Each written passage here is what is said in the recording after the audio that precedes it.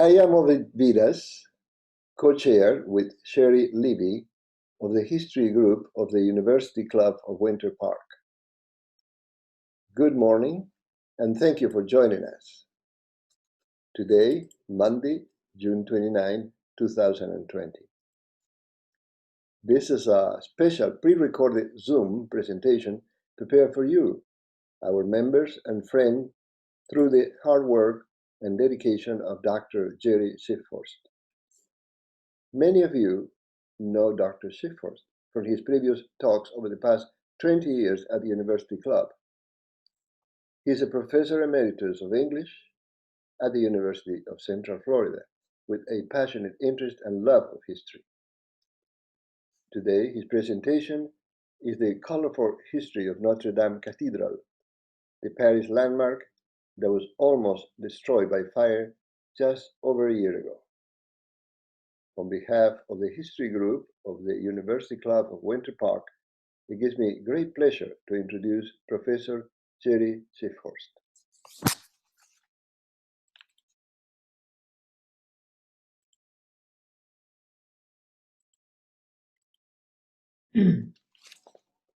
Thank you, Ovid, and good morning, everyone, and welcome to this virtual trip to Paris. Since we can't travel to Europe this summer, we're going to go there via Zoom, thanks to the hard work of Sharon and Ovid Vitas, who, along with my friend Richard Colon, have worked tirelessly to make this presentation possible. Not easy for a technological moron like me, who's more comfortable in the Middle Ages than in the 21st century.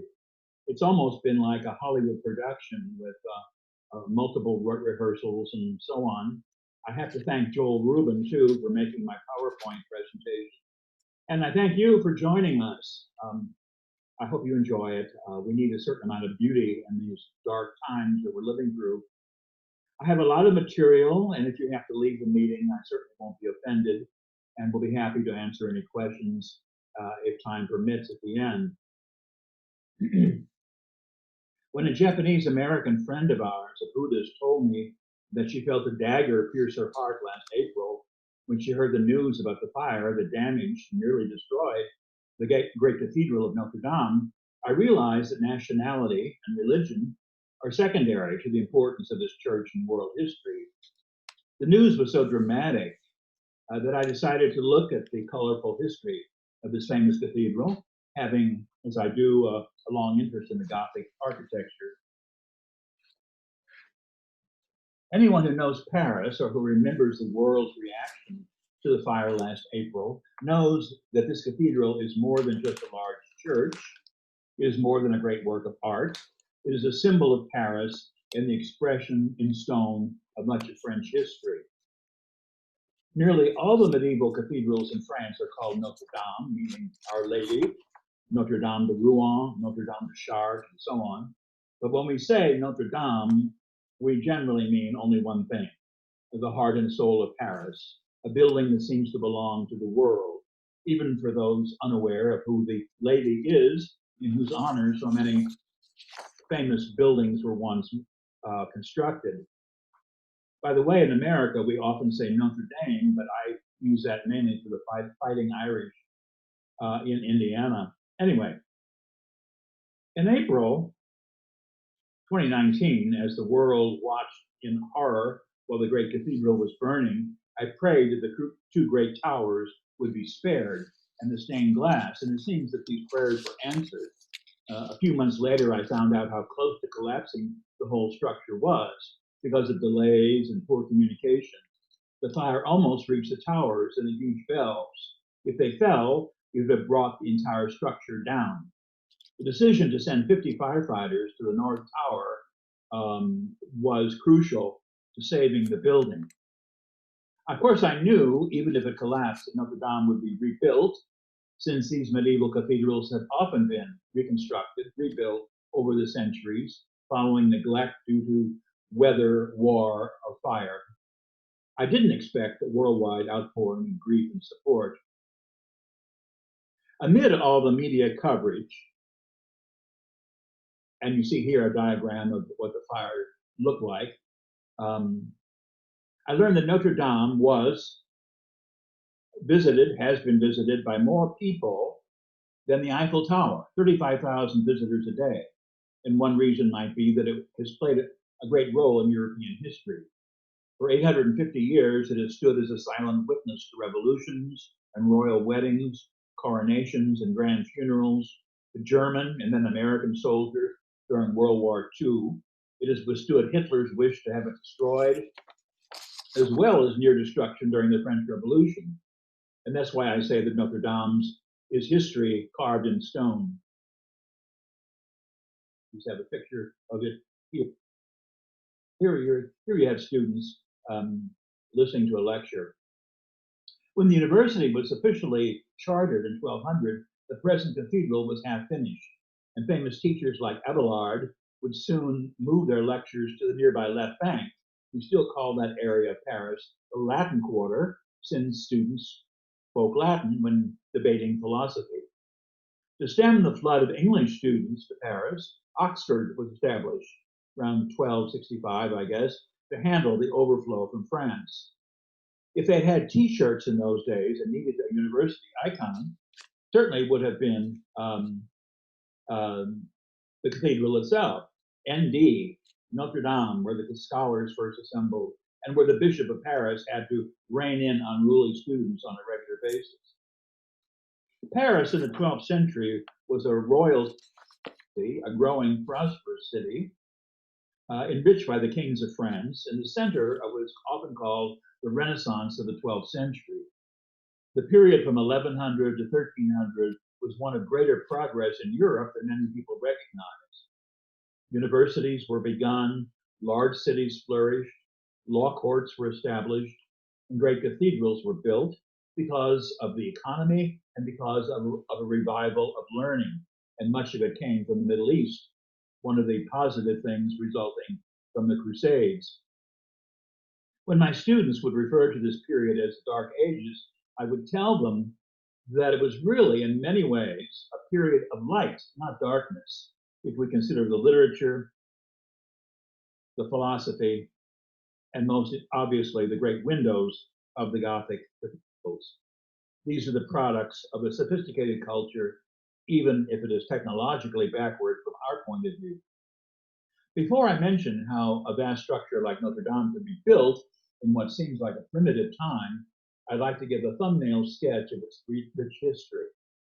It was begun in 1160, when the Bishop of Paris decided that the earlier cathedral needed to be replaced. There had been 3 earlier churches on that site, and in Roman times, a temple to Jupiter. So it has been sacred ground for 2,000 years. The Bishop of Paris, shown here in the center without his head, is Saint Denis, or Saint Denis, martyred in the 3rd century, on the Ile de la Cité, the island in the Seine. Legend has it that he picked up his head after it was chopped off and walked away with it. I'm not sure if that's really accurate, but it's a nice legend.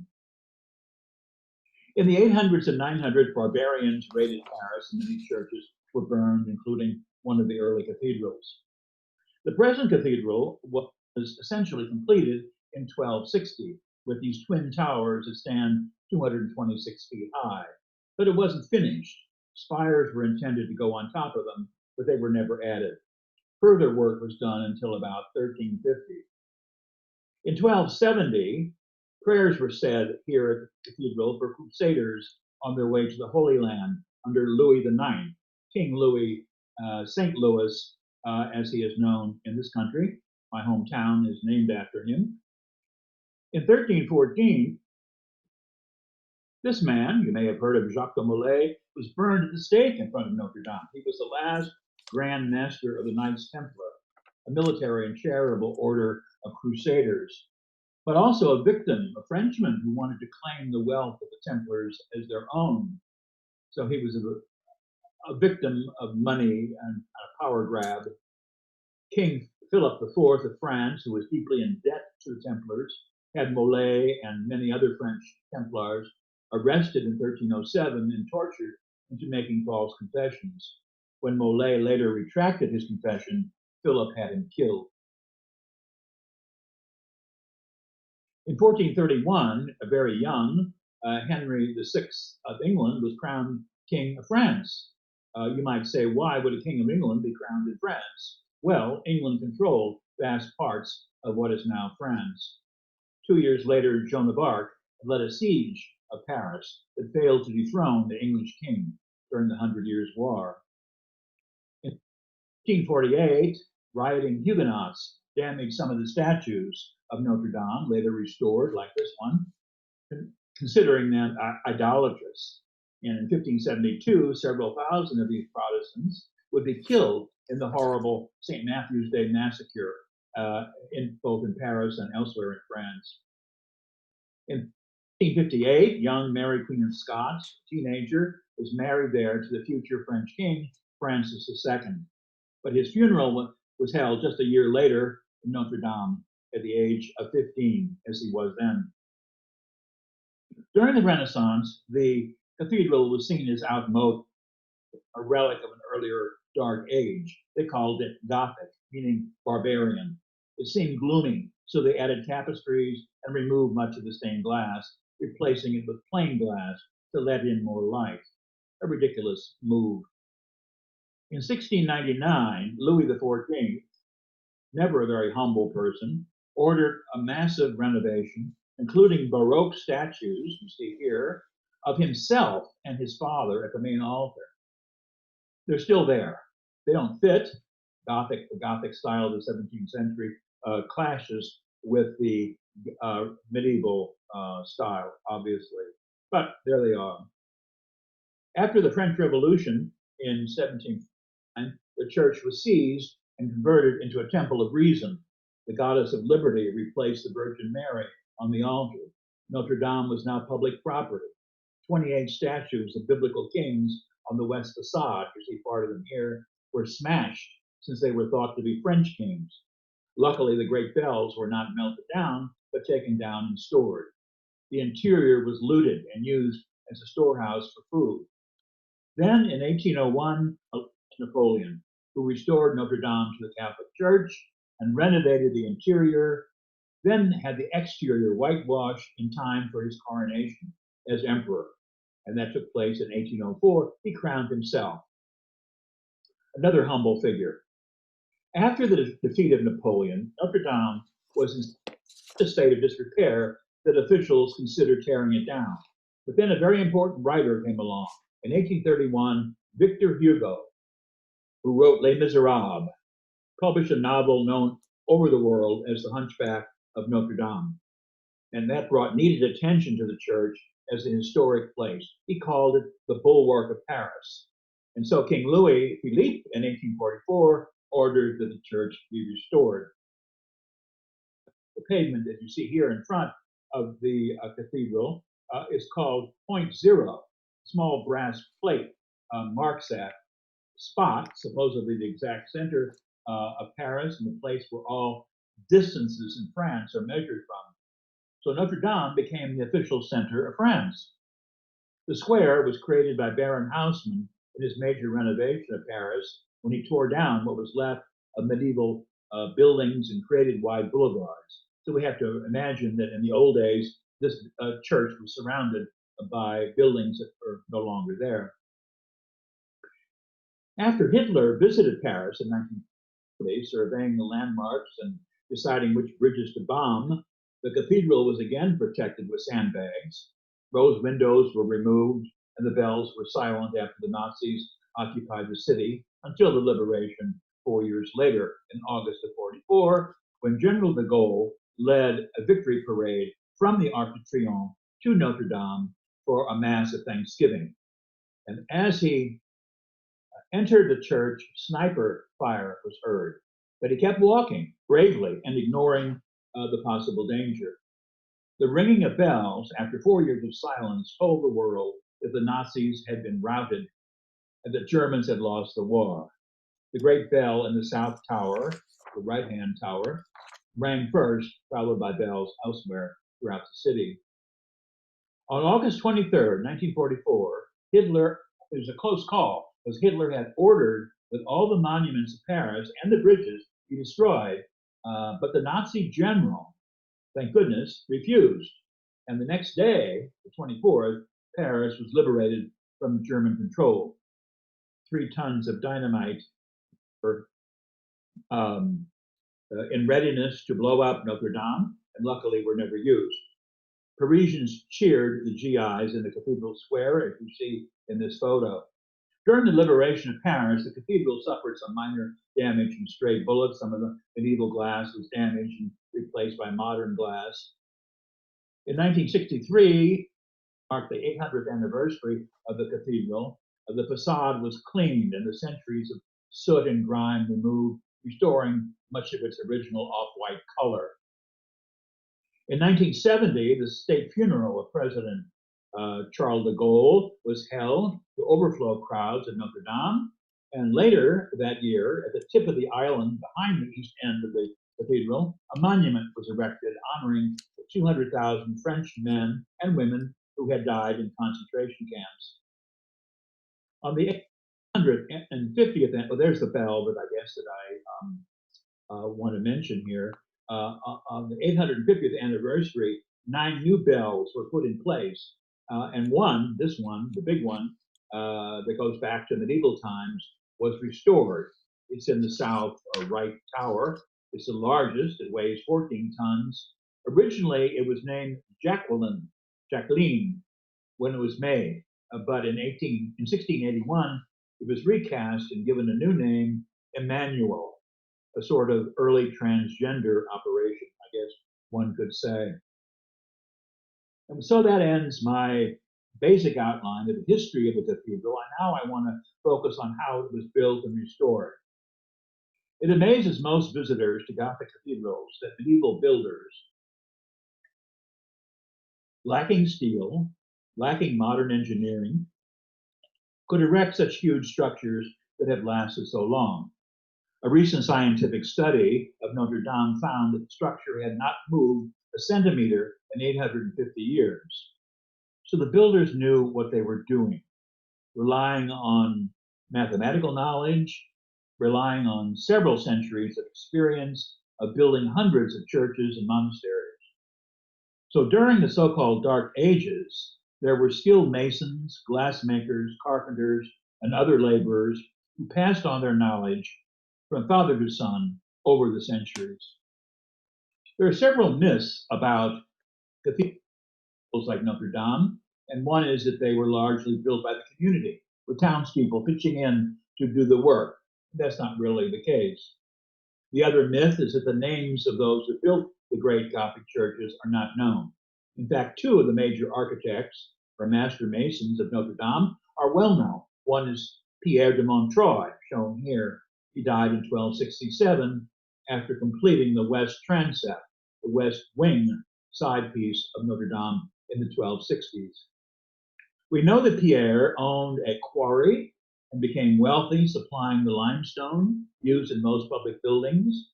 We have the names of 3 other master masons, and at least 5 architects worked on Notre Dame. The first one was named Jean de Chelles, whose name is carved in stone with the date 1257, suggesting that he worked on that area. These men were because 2 blocks from Notre Dame, in the courtyard of the Palace of Justice, stands the medieval jewel box called the Sainte-Chapelle, the Holy Chapel, completed in 1248, which means it was being constructed at the same time as the cathedral and by the same masons.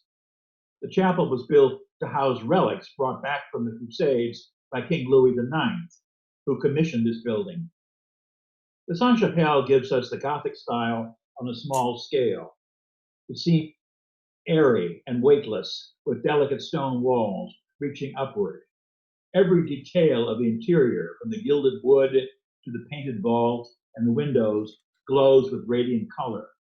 There have been some restorations, but 2/3 of the stained glass is original, which is not true of the cathedral. Before the Gothic cathedrals, churches were built in the heavy style of ancient Rome, with rounded arches and small windows. We call this Romanesque.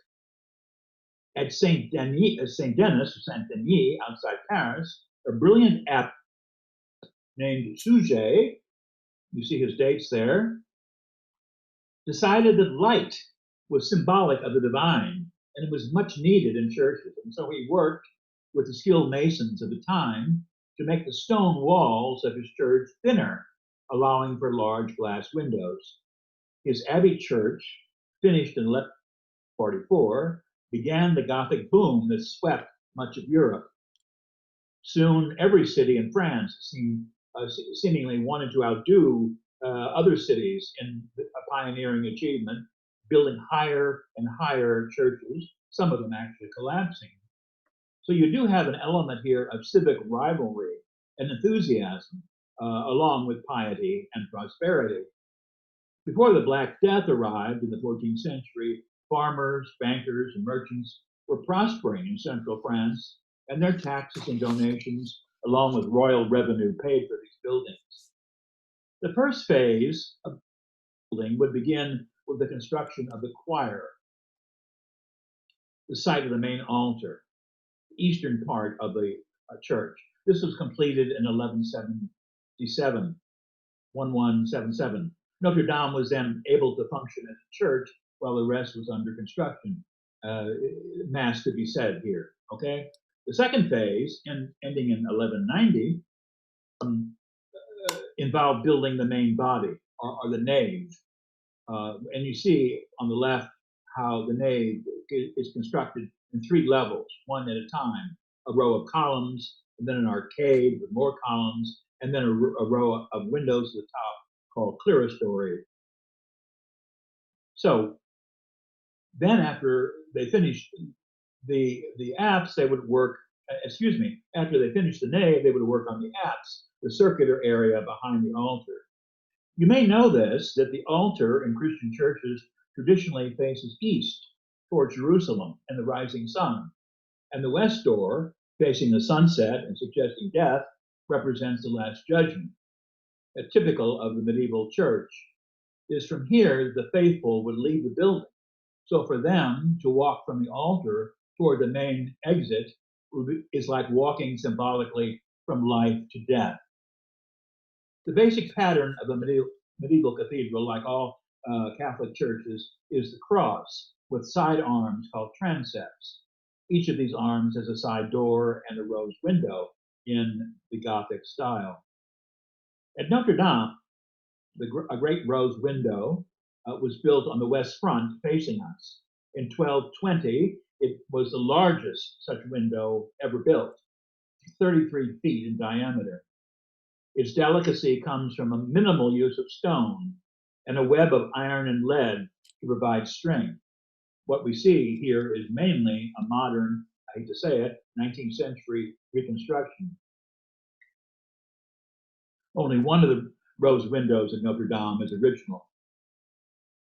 In the 1240s, the nave was finished, as well as the 2 towers on the west front. Work then began on the transepts, the side arms. The final touches to the monument were put in place 100 years later by a third master builder. The fact that we have his name and dates is very unusual and certainly very valuable to historians. A major question, of course, visitor to such a structure is, how did they do it?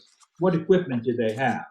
Well, there are very few records of what we would call blueprints. We do have a few contemporary depictions, and we have several engineers who have researched the building of Gothic cathedrals. Philip Ball is one of them.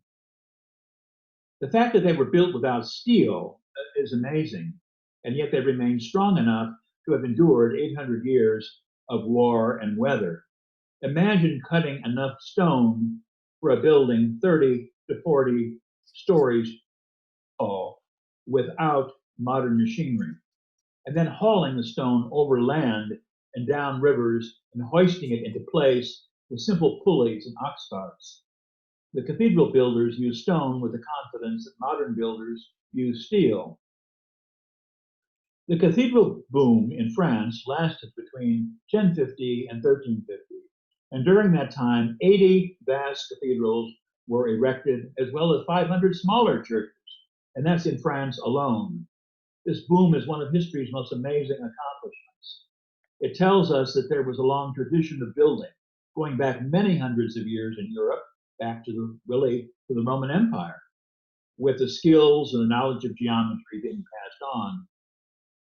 But there was also an element of experimentation, because during this period, a whole new architectural style that we call the Gothic was being created.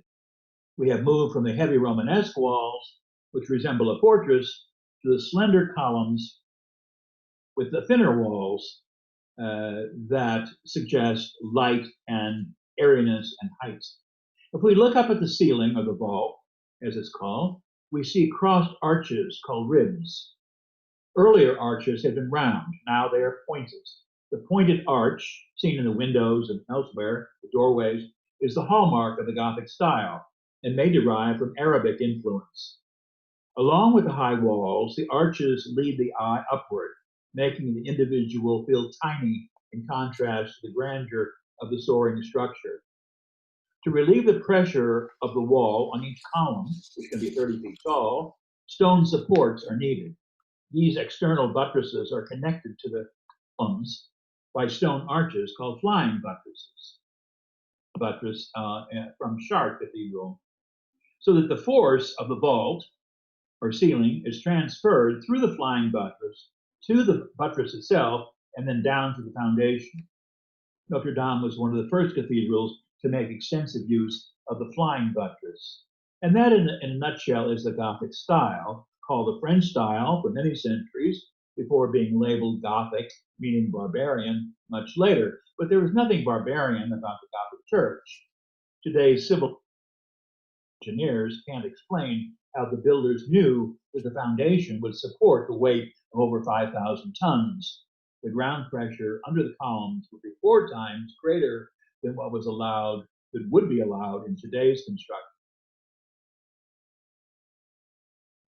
In many cases, the French medieval builders had a chalk foundation, which meant that quicklime was plentiful.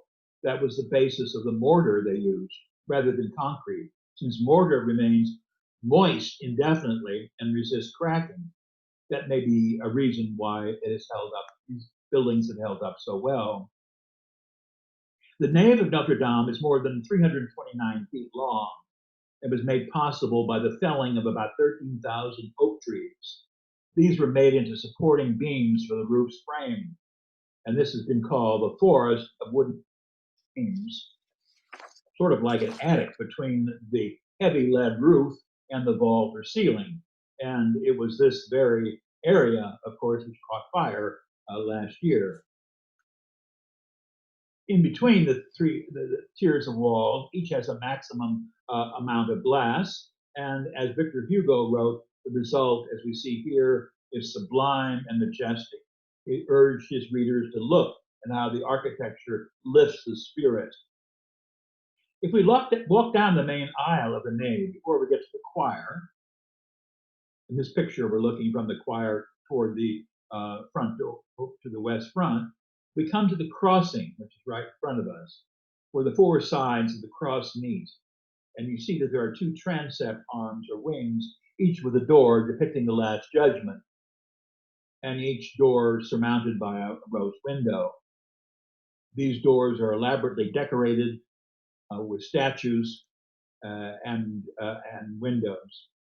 If we look closely at this famous west front, we notice 3 doors at the bottom of the picture, not by accident. Numbers are both symbolic and functional. The repetition of 3 or 7 or 12 whether in columns or windows gives harmony to the building. The idea of order through numbers is an ancient tradition seen in Judaism, where numerology is part of the mystical tradition, and medieval Christians saw each number as having a symbolic value. Gothic builders used the Temple of Solomon as the basis for promoting the idea of sacred numbers.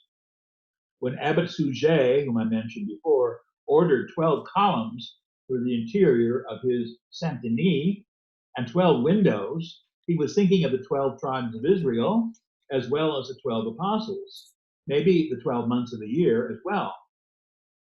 By the way, 12 is 4 times 3, 3 representing the Trinity and 4 being the 4 directions, east, west, north, and so on, as well as the square. 4 plus 3 equals 7, which is another number of perfection, the 7 days of the week, the 7 virtues and vices, the 7 sacraments, and I could go on. I love the west front. Here we see a picture of the two lancet windows in the west tower. It's a glorious front. There's something confident and very masculine in the towers that frame the facade. There's also a lacy delicacy in the stonework. There's something very solid about the fact that each tower has the 2 windows at the top matched by 4 windows down below. Everything is balanced. There are 3 doors and 4 windows, and so the numbers 3 and 4 are at work. And in the center of the structure, we have a circle, a rose window, with 12 petals, or maybe 24, containing the 12 signs of the zodiac. The circle, representing eternity and God, contrasts with the solid square and breaks up the vertical pattern of the facade. Above the doors are 3 figures on the balcony. See them here, 2 angels and the Madonna and Child. And below them are 28 kings of Judah. 28 happens to be 7 times 4 if you're counting, and that numerology may seem silly to you, but the numbers were reverend symbols, but they were also part of the ratios used by the Masons who designed the cathedral. So if you were to ask, how was such a church built, you could say in a very simple way, by numbers, by a careful use of mathematics. And the result is a sense of harmony because the vertical and the horizontal seem to be in perfect balance. It is said that more tons of limestone, here are the row of kings that I mentioned, kings that were destroyed during the French Revolution. It is said that more tons of limestone were quarried in the center of France during the Gothic boom than during the building of the Egyptian pyramids. One expert estimates that a dozen or so men working full-time would be responsible for erecting a cathedral if they had 200 laborers to do the grunt work, gangs of local woodcutters, stonecutters, and others drawn from local villages to be trained by the master masons. And then there were about 80 or so skilled workers, glassmakers, and so on, who would follow the master mason from place to place wherever a church was being erected. Carpenters might work for 2 years on one site, then move on to another cathedral site. Here we have some of the doorway work, which shows the detailed attention by the sculptors, who would be itinerant workers moving from one site next. A picture of some of the medieval workmen from a 15th century illustration. And now we come, I think, to the famous glass, which allowed the changing light to transform the interior into a foretaste of heaven. The art of staining and painting glass developed rapidly in the 1100s when workshops sprang up in Paris and Chartres. Chartres, by the way, has more original stained glass than almost any other cathedral. There, the pure river sand was ideal for glassmaking. We're not sure how the glassmakers worked, since they never wrote down their recipes, and they worked in small family groups. Today in Venice, the glassmakers guard their secrets. We don't know, for example, if the master masons, the architects, designed the windows or left this to the glassmakers. We know that cobalt was used for the various blues, and iron oxide produced red. The faces and leaves would then be painted on the fired glass in enamel. The stories told in colored glass might be from the Bible or a saint's legend, or they might honor a donor. Some have the stamp of the glassmaker, a rare indication of an artist seeking recognition. Stained glass is called painting with light, and the constantly changing sunlight gives the window and the interior of the church a special glow. During the Middle Ages, the effect on churchgoers would have been magical and otherworldly.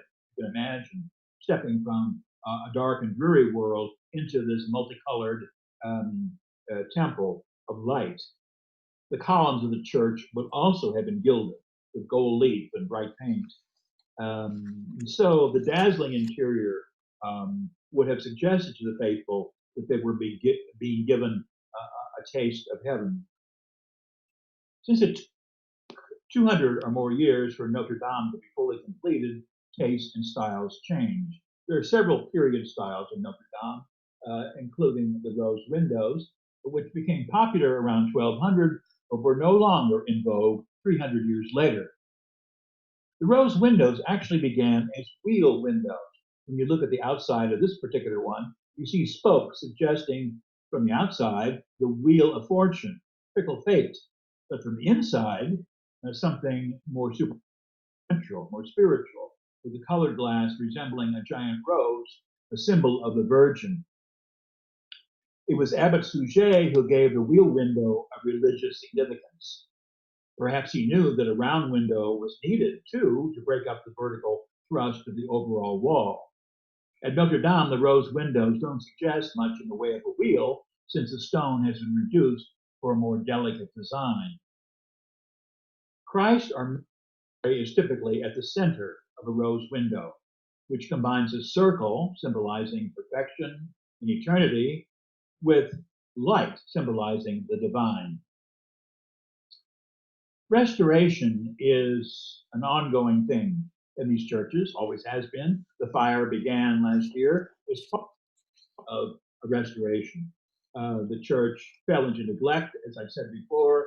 This is a picture from 1842. You can see that it didn't look like much at that time. The officials in Paris considered tearing it down, if you can imagine that. And that's where Victor Hugo, author of Les Mis, famous for his novel, The Hunchback of Notre Dame, comes into play. It's hard to overstate his importance, since the restoration of the cathedral depended on the popularity of his book. He wrote, "Every stone in this venerable monument is a page in the history of our country and in the history of science and art." He was not writing out of religious fervor or from a love of the church. He was motivated by history. He saw the cathedrals of France as national monuments, the product of generations of hard labor. And he made Notre Dame the central figure in his famous novel, which he called Notre Dame de Paris. Notre Dame, Hunchback of Notre Dame is the English translation, which he just typed. The book was written then to save the cathedral, which was decaying and neglected. And the popularity of the book put public pressure on officials to move ahead with a major and costly renovation. Many statues were created, windows restored, the entire south wall was rebuilt. It's a wonderful way of proving the pen is mightier than the sword, that a single book can have a tremendous impact. The chief architect responsible for the restoration in the mid-19th century and for the look of Notre Dame as we know it, had already done work on the Sainte-Chapelle, and his name is Viollet-le-Duc, appointed in 1844 when he was only 30 years old. But he already knew exactly how the cathedral should be restored. He had been studying the Gothic style. He didn't want it to be the way it was, but as the original builders wanted it to look, with added spires. He created a drawing like this, which was never fulfilled. Only one central spire was added, the spire of wood. He wanted that to be the highest structure in Paris, 350 feet. And that's the very thing that caught fire last year. Interestingly, he constructed around the spire sculptures of 12 apostles, and they were removed just 5 days before the fire broke out. And so they were saved, including an image of St. Thomas the Apostle, which happens to be a self-portrait of the architect. Viollet-le-Duc also demolished some crumbling buildings that hemmed in the cathedral, giving it more space. He wrote 10 books on French architecture, Gothic architecture, which he loved and promoted. Again, not because he was such a devout man, but because he was a French patriot. He studied the sculptures at other medieval churches to guide him in creating lots of the external statues that have crumbled after many years, that had crumbled after many years of acid rain. He added decorations if he felt they were in the spirit of the original style. So many of the famous mythical creatures called grotesques, chimeras, gargoyles, which seems to me like amusing decorations, are really his work, and they are more modern than medieval. Some say they're there to protect the cathedral from evil. I don't know about that. Some of them are gargoyles, originally covers for water spouts, like here. So anyway, he created figures like these, which are fantastic and delightful to look at. Restoring Notre Dame was an enormous task. He repaired everything from the foundation to the roof. And since the cathedral had acquired many different styles, he had the challenge of deciding what was authentically 13th century. He even designed many of the interior decorations and created the last royal wedding held for Napoleon III in 1853. By the 20th century, the stone masonry of the cathedral's exterior had again deteriorated because of air pollution, which discolored the stone. And by the late 1980s, several of these gargoyle turrets had also fallen off or become too loose to remain in place. And so a decade-long renovation program began in 1991. A system of electrical wires not visible from below was installed to deter pigeons. The recent fire, which resulted in this kind of an image last year, with the ceiling open, destroyed the spire and the oak frame and the lead roof. 400 tons of lead roofing produced a toxic danger to workers throughout the past year, and visitors, of course, cannot go anywhere near the church. Services are being held elsewhere. Firefighters saved the facade, the towers, the walls, the buttresses, and the stained glass windows, and the great organ from the 18th century. So it was a close call. It could have been worse, to be sure. France is, or was until the pandemic, the most visited country in the world, with 38 million tourists arriving each year, most of whom see Paris and its iconic cathedral. And one benefit of the fire last year is that people everywhere know now much more of its rich history and know the importance of what they're looking at. There may be taller, older, and larger medieval cathedrals, more ornate and more typically Gothic ones, but Notre Dame has become the most famous of the medieval cathedrals. 8 centuries of European history have put their stamp on it. Its grandeur comes from the sense you get when you enter one of those 3 front doors of stepping into the past. You can look up at the bell tower, or if you have stamina, take the 387 steps to the top for an unparalleled view of the city of light. I'm going to end on this note about bees. As we look forward to 2024, when the restored cathedral, we hope, will be again open with a new roof, when the pandemic will finally be over, it was good to read the following news item. Notre Dame's smallest official residence, 180,000 bees, managed to survive the inferno that destroyed the roof. The official cathedral beekeeper said, "I am so relieved the 3 hives somehow did not burn. The bees clung to life." So there's a lesson there. Life goes on. I didn't know that Paris officials in 2013 had added beehives to several public buildings. Notre Dame is a public building funded by the government. The church simply controls what goes on inside. Another very recent news item, scaffolding from the roof that had melted during the fire is now, as of this month, being dismantled. So the restoration is proceeding well, while officials continue to argue about the design of the roof. Should it be something modern in glass or traditional Gothic? I know what Viollet-le-Duc would say. Well, I end on that note. I thank you for joining me in this look at Notre Dame. We certainly need as much beauty as we can at this difficult time. And if there is time, I turn you over to Ovid and to see if there are questions that I might answer. Thank you very much.